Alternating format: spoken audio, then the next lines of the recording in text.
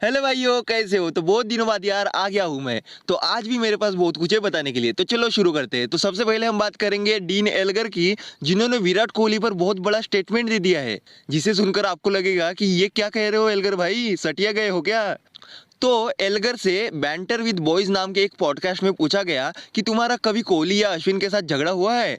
तो एल्गर ने कहा ऑल द टाइम, मतलब हमेशा होता रहता था। तो बात है कि जब मेरा कोहली के साथ फर्स्ट एनकाउंटर हुआ था इंडिया में, और वहां की pitch, those wickets were jokes. जब मैं बैटिंग करने आया तो मुझे लगा कि मैं अश्विन और क्या नाम है उसका, जेजा जेजा जेजा जडेजा, उनके अगेंस्ट मैं खुद को बचा रहा था।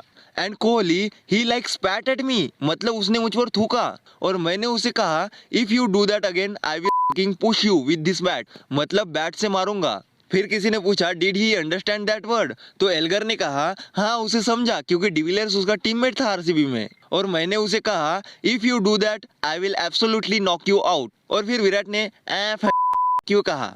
फिर मैंने सोचा जाने दो यार, मैं इंडिया में हूँ तो मुझे थोड़ा सावधान रहना चाहिए। जब डिविलियर्स को ये बात पता चली तो उसने विराट से पूछा कि तुम मेरे टीममेट पर क्यों थूक रहे थे। और उसके 2-3 साल बाद विराट ने मुझे माफी मांगी और कहा क्या हम साथ में ड्रिंक कर सकते हैं, क्योंकि मुझे अपोलोजाइज करना है मेरे एक्शन के लिए। और तब हमने सुबह 3 बजे तक ड्रिंक किया। तो भाई इस पर बहुत लोग डीन एल्गर को ही क्रिटिसाइज कर रहे हैं कि वो ये सब पब्लिसिटी के लिए कर रहा है, क्योंकि वो इतने सालों बाद ये बात क्यों बता रहा है यार। तो वही कुछ लोग विराट भाई को भी ट्रोल कर रहे हैं। तो इस पर आपका क्या रिएक्शन है, जरूर बताना। तो चलो आगे बढ़ते हैं और अब हम बात करेंगे India versus England test series की। तो भाई पहला मैच हारने के बाद एक और मुसीबत आ गई है हम पर कि केएल राहुल और जड्डू भाई दोनों दूसरे टेस्ट मैच से रूल्ड आउट हो गए हैं।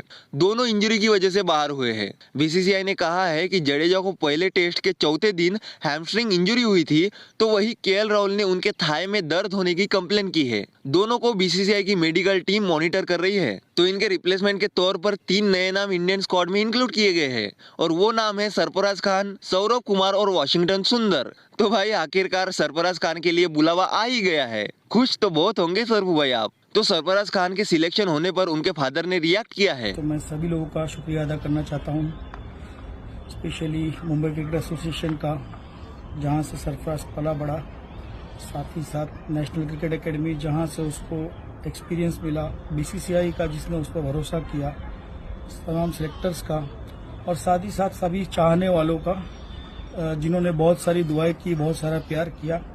और उम्मीद करते हैं हम सभी लोग कि वो देश के लिए अच्छा खेले और जब भी टीम जीते उसमें उसका कंट्रीब्यूशन भी हो और हमेशा अच्छा करे, बस ये उम्मीद है। Thank you so much. इसी के साथ सूर्य कुमार यादव ने भी इंस्टा पर स्टोरी डाली और लिखा happiest here, made in India call, उत्सव की तैयारी करो। इसी के साथ पाकिस्तानी प्लेयर इमाम उल हक ने भी सरवू भाई को कॉन्ग्रेचुलेट किया है। उन्होंने ट्वीट में लिखा congratulations brother, so happy for you. तो चलो आगे बढ़ते हैं और अब हम बात करते हैं ऋषभ पंत की। तो ऋषभ भाई ने अपने एक्सीडेंट पर रिएक्ट करते हुए कहा जिंदगी में पहली बार मुझे लगा था कि इस दुनिया में मेरा टाइम खत्म हो गया है। एक्सीडेंट के वक्त मुझे मेरे घावों के बारे में पता था, लेकिन मैं लकी था क्योंकि वो और ज्यादा सीरियस हो सकते थे। मुझे लग रहा था कि किसी ने मुझे बचा लिया है।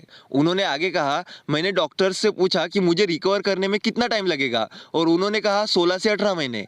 मुझे पता था कि मुझे रिकवरी टाइम कम करने के लिए बहुत मेहनत करनी पड़ेगी। Wish you speedy recovery spidey. तो चलो आगे बढ़ते और अब हम बात करते हैं नीतीश राणा के वायरल सेलिब्रेशन की।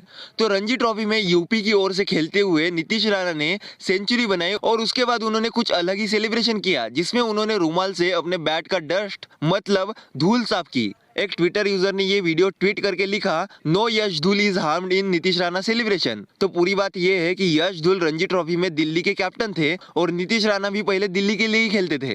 फिर धुल को दिल्ली की कैप्टनसी मिलने के बाद नीतीश राणा ने दिल्ली को छोड़ दिया था और कुछ रिपोर्ट्स के हिसाब से दोनों के बीच कुछ सही नहीं चल रहा था। तो इसीलिए फैंस नीतीश राणा का ये सेलिब्रेशन देखकर कह रहे हैं कि उन्होंने यश धुल को ट्रोल करने के लिए ऐसा सेलिब्रेशन किया है। तो चलो आज के लिए इतना ही, मिलते हैं नेक्स्ट वीडियो में।